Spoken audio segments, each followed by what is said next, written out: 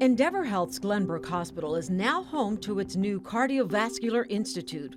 For now, it spans 167,000 square feet over 3 floors. What we've done is we've relocated all of our prior sites of advanced cardiovascular services from Highland Park, Evanston, Swedish Hospital, and we're relocating them to Glenbrook Hospital. Dr. Gregory Mishkal is the co-director of Endeavor's Cardiovascular Institute. By making these moves, he says it will allow them to have the resources needed to treat the sickest heart patients in one place. I think it's going to allow us to provide more efficient, higher quality, more cost-effective care, and allow us to survive in a very, very tight labor environment as well.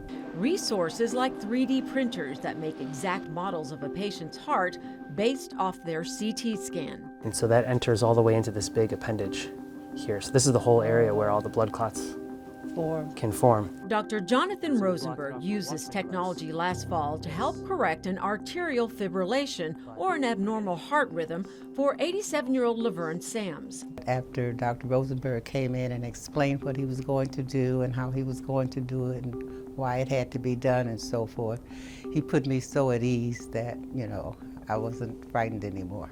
One heart procedure can be scary, let alone having 2 in 4 months. Dr. Rosenberg performed Laverne's second procedure in September after she went for a scheduled checkup.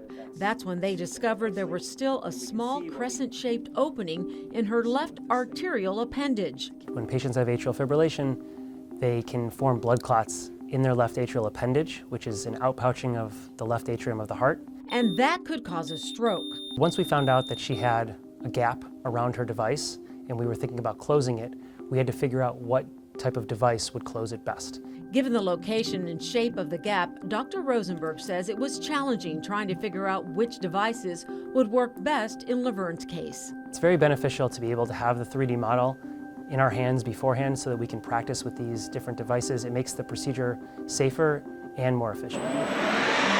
This hybrid lab room is yet another tool the Institute has to make procedures safer and more efficient. It's equipped with a robotic arm that has an X-ray mounted on it. The hybrid labs allow us to do the most sophisticated type of procedures where you're combining surgical talents and endovascular talents.